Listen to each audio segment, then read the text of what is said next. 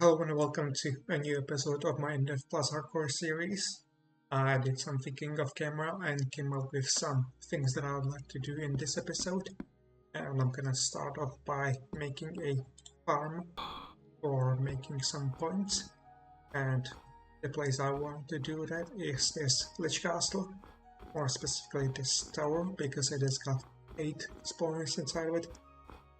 I'm currently wearing the spectacles, so now I can see like 7 of the skeletons inside of it, plus there is another spawners that you can't see because it's burnt out. But anyway, to make this farm, I'm first going to need to make some space, because as you might know, if I remember correctly, the spawners spawn mobs in a 9 by 9 by 9 area around it, with the spawner in the center. So I'm gonna just dig away the blocks around it. Well, I'm gonna destroy this tower and dig away the blocks around it so these spawners have enough space around them. And for that, I think I'm gonna make some ladders so that I can sort of do it from top to bottom. So I'm just gonna grab some stuff from home. Or I'll simply use the ropes since I already crafted so many. Which reminds me that I should also make some haste potions. Those will also useful. And you make haste potion using the antlion pincers from the antlions from things like deserts and wastelands and such. As you can see, I have finished digging out the blocks around the spawners. So now it is time to start digging below them. However, you can see I'm being blocked by some water, and of course I could fill it in and then break the blocks. However, I feel like the better way would be to take a respiration potion, find some corals which can be found in the ocean and shore biomes, and mine them using the hoe since that's the preferred tool for them.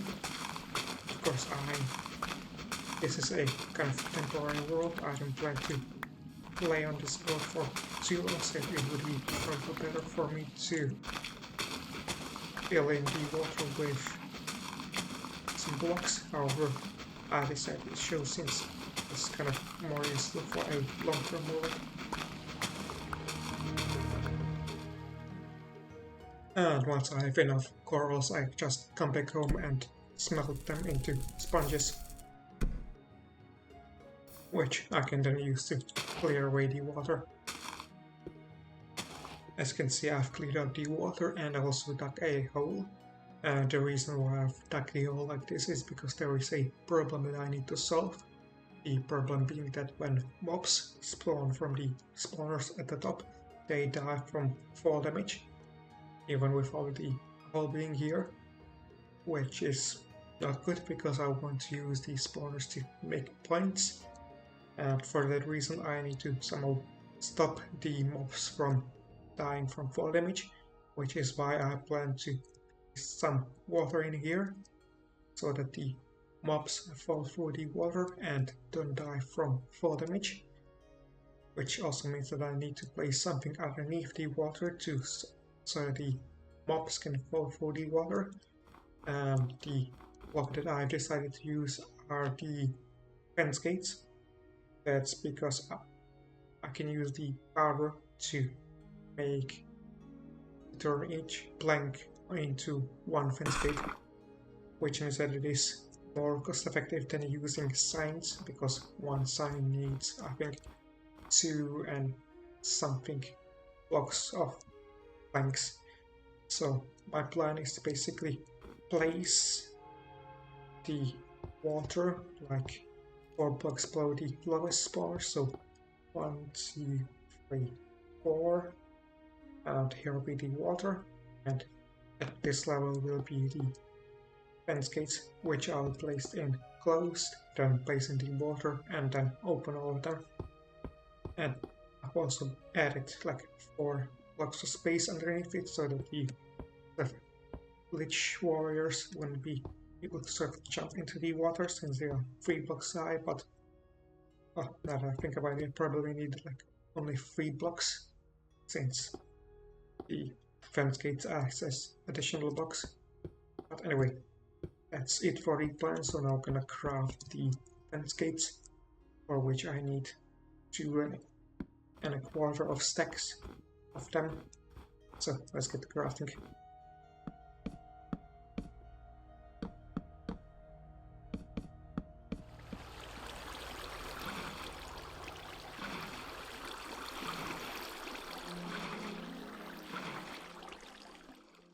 And there we go. Now the mobs can just fall through without dying from fall damage, which means that now it's time to move on to the next step. And the next step is to make a funnel so that the mobs get funneled into a 2x1 hole. And I'm gonna do it basically just by digging this hole and making it smaller as I go downwards, with the idea being that the mobs kind of wander around this hole until they decide to go one level lower, and they wander around that level, take one level until they get into the lowest level, where I then kill them all at once. So I'm just gonna start digging and kind of have levels that go 2 blocks. The level will slowly start 2 blocks high. I'm not sure if it makes sense. Not sure how to explain it. As you can see, I've dug it out, so now you can kind of see what I meant. So basically, if a mob falls from up there to down here, then they kind of wander around here. Then they might wander to the lower level, where they might wander again and go down, down, down, down, and down to the lowest level. And I've decided that the lowest level will be 1x1. So that's this part of the farm. Now it's time to move on to the other parts. After that, I went ahead and made an entrance to the place where I'll be killing the mobs. Here they will end up. And now that it is done, it is time to do some block placing. More specifically, I want to place some blocks around the spawners. I believe that it will be helpful because I don't want any mobs to spawn on top of the spawners, because I believe that that would slow down the rates, because the spawner would detect a mob nearby, so it wouldn't spawn as much, I think. Not sure if that's the case, but I'm gonna do it just in case.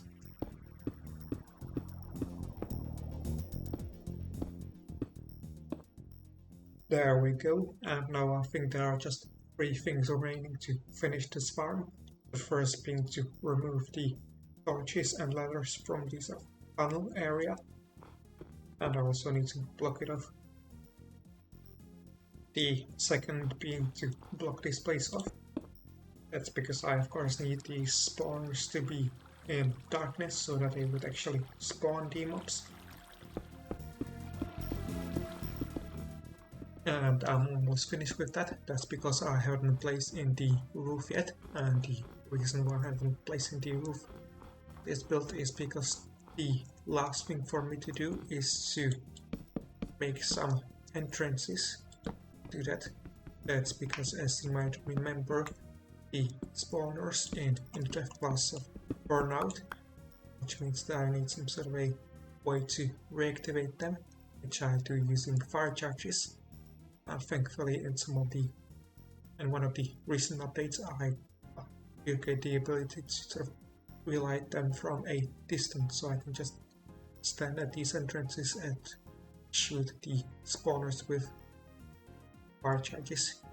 I'm thinking of making 4 entrances, so 2 on each side, 2 on each level.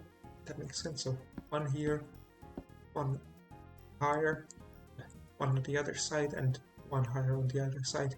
That way I should be able to get all of these spawners.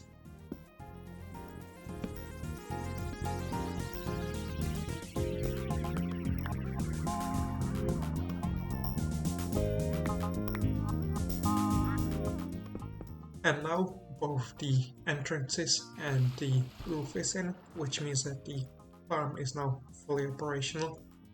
I also went ahead and added some blocks around the entrances so that the doors, do not let any light in.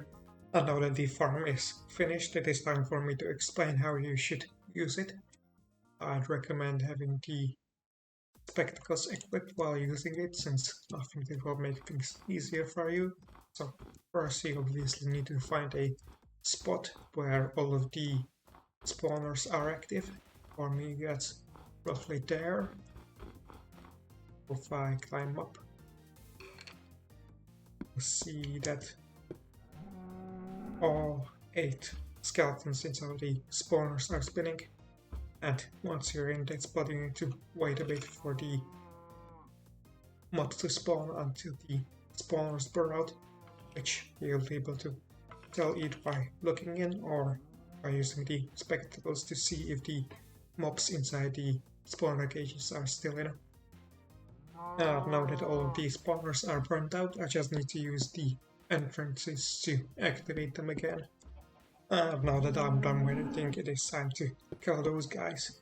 Hopefully I haven't waited too long and let them despawn.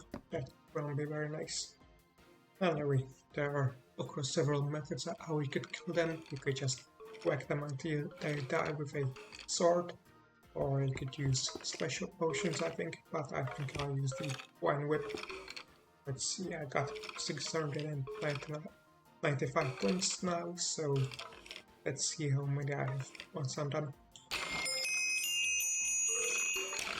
The reason why I'm using the whip is because it has got the sweeping edge attack, so it hits multiple at once. And now I have 1500, so I think I get 1900 points. Anyway, now I'm gonna continue doing it, but for that I'm first gonna get some more fire charges. And then once I feel like I have enough points, I'm gonna move on to something else.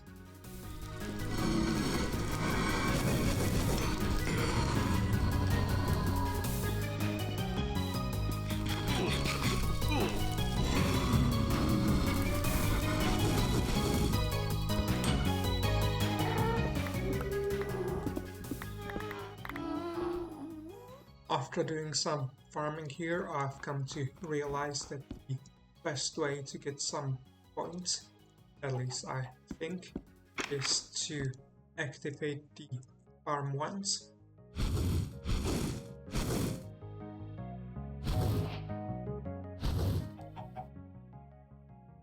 Then wait for all of the spawners to burn out. And once all of these spawners are burnt out, you wait for the skeletons to get to the lowest level and then kill them.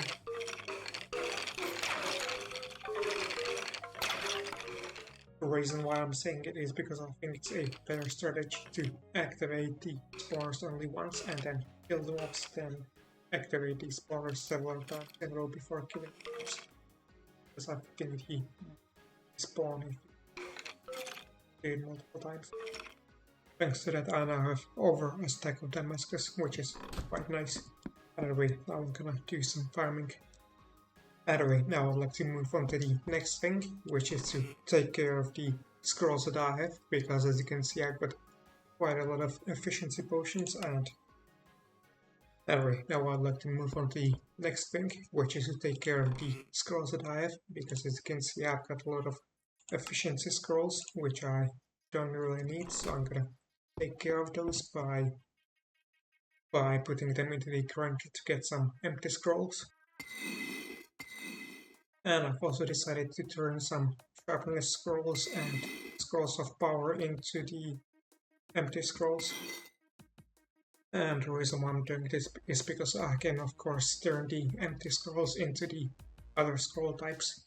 I'm thinking of mainly turning them into scrolls of unbreaking and scrolls of protection once I get to astral, because I need Topaz gems to make scrolls of protection. And now it is time to do some things in the Crimson Dimension. There are 2 things specifically that I like to do. The first being to see a structure that I haven't visited in the last episode, which is a graveyard. That's because the graveyard obviously has some graves, and when you pick them up you can find some useful items there, so I'm gonna try to find one and see what I get.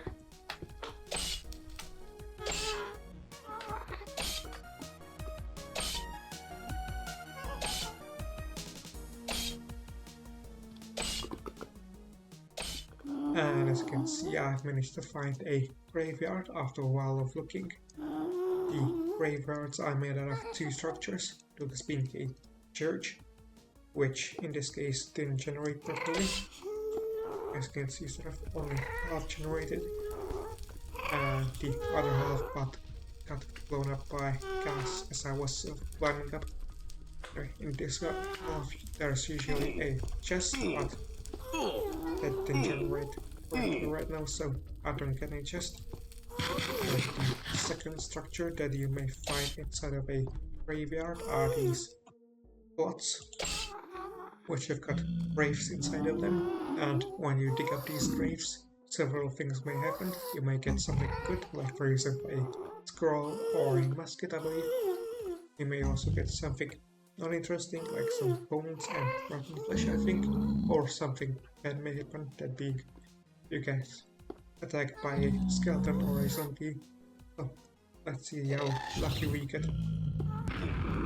It seems like we get kind of lucky because we just got attacked by a ghast. Alright, now it is time to dig up some graves. And as you can see, you got lucky this time, we got a bow scroll. That was also from another grave. And there we got, you can see a skeleton. Yes. Anyway, I'm gonna continue to dig up these graves to see if I get anything interesting.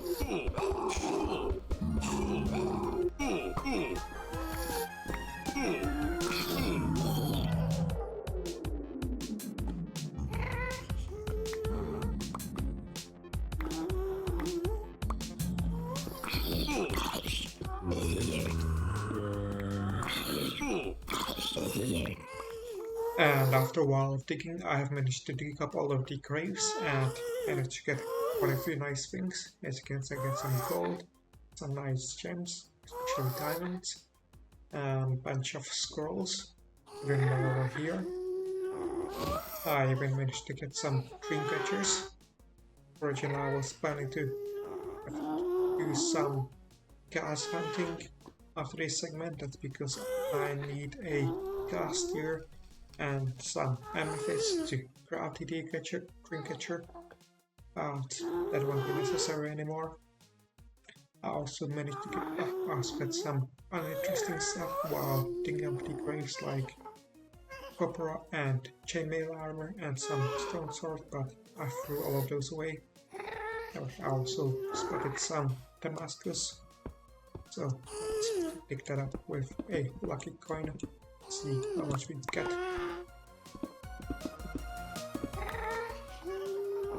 And we got 14 chunks, that's quite nice. Anyway, I think that's everything that I wanted to do in Decrease and Damage, so now I'm gonna return home and do something else. After the last trip, I went ahead and returned home and organized all of my things. I now have a almost double chest of rolls, which means that I guess I should start using them more often, but I have got a farm to make points. But anyway, that's not important right now. The important thing is that I've decided to find a ocean monument to conquer. That's because I haven't really done so in this series, so I thought it would be a nice thing to do. I'm just gonna head out into the ocean and find one. That's because an ocean monument basically generates in an ocean, although they don't generate in a shore biome, so if you're trying to look for a ocean monument, make sure that you're not in a shore biome, because the shore biome looks quite similar to an ocean, it's just shallower. And it didn't take too long, and I've actually found a ocean monument. However, before I fight the boss, there are some preparations that I'd like to do. Now, as for the things that I want to take there, the first would be some sponges. You'd think that I've gotten some earlier. Then I would like to make some respiration potions so that I can actually underwater. As for the armor, I think I'm gonna use some Damascus armor, which I'll enchant with protection. Now, as for the other gear, I don't think I'll be taking the other weapons, since I think that's worth it, but I'll take some equipment, for example the Band of Regeneration, and I would make a Damascus shield, which is crafted like so. The reason why I'm taking Damascus shield is because when you have it equipped, it protects you from frontal attacks as long as you are crouching. But I say frontal attacks, but it doesn't protect from explosions. Although now that I think about the weapons, it might also be good to take too. Although now that I think about the gear, it might also be good to take the Ring of Raphael, since that's got a homing attack, the type of healing. And I've also taken the matching mirror for emergency escape. So now I think I should be ready for the fight. Just gonna bring the potion before teleporting. And ready another one.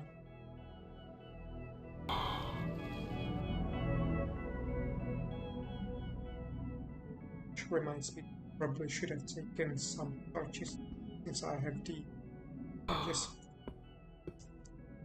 Anyway, where is the entrance? There it is.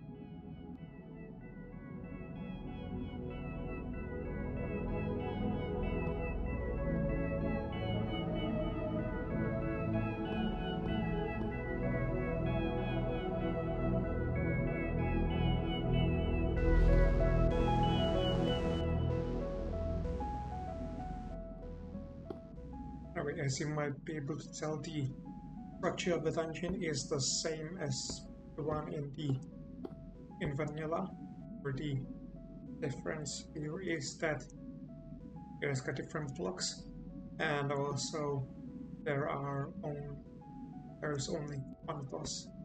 That boss version. Right here you can see the chest. I can't open it because I could open it, but I want to defeat the boss first. Anyway, what I was trying to say is, Infdev Plus version of this dungeon only has one boss, whereas vanilla version has got like 3 guardians, if I remember correctly. Now I just find my way up, because the boss should be up. Oh, there it is. Gonna please punch.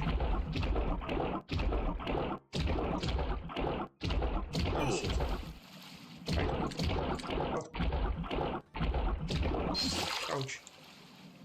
And there we go. E. Could drop something else as well. But now that I've got the key, I'm gonna go treasure. Which I'll be forgot about.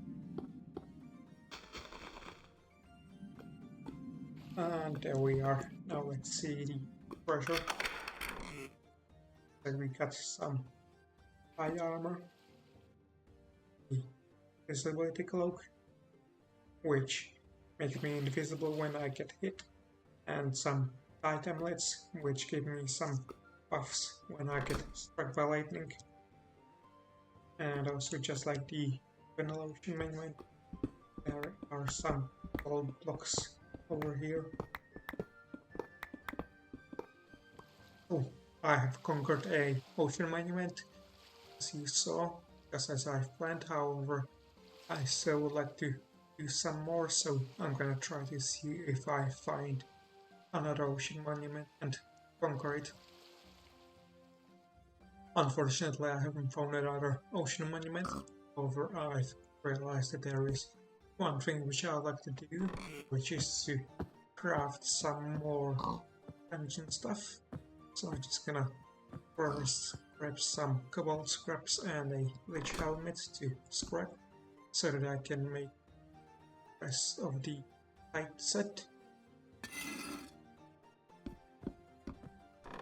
for which I'm also gonna need some gold. And the things that I need are a chest plate and some boots.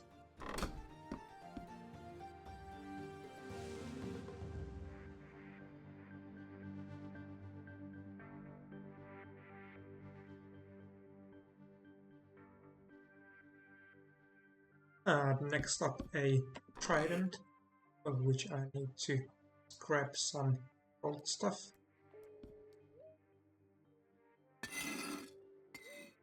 And combine it with a ruby. The trident is interesting because you can throw it to hit mobs and it returns to you. And also when you hit mob when it's raining, you'll get struck with lightning. This is interesting because you can also hit yourself, which is good when in combination with the light amulet, because when you hit yourself and it's raining, you'll be struck by lightning, and the light amulet will give you some buffs. You also don't get hurt by lightning, get hit, but I'm not sure about it now. But anyway, that will be it for this episode, as I believe I had done enough. In the next episode, I would like to visit the Astral Dimension to conquer the 2 types of dungeons that can be found there, and also get some adamantine. And I would like to also do an experiment out of there, but we'll have to see what is in the next episode. And episode after that, I would like to visit the Void and fight the final boss, and that will be it for this series. And once this series is over, I have got some plans as to what I would like to do. Firstly, one of the things I would like to do is to make another episode of my Experiencing Infdev Plus series, which is my main Infdev Plus series. That's because sometimes has passed since the last episode, during which quite a few versions have been released, so I'd like to take care of some stuff.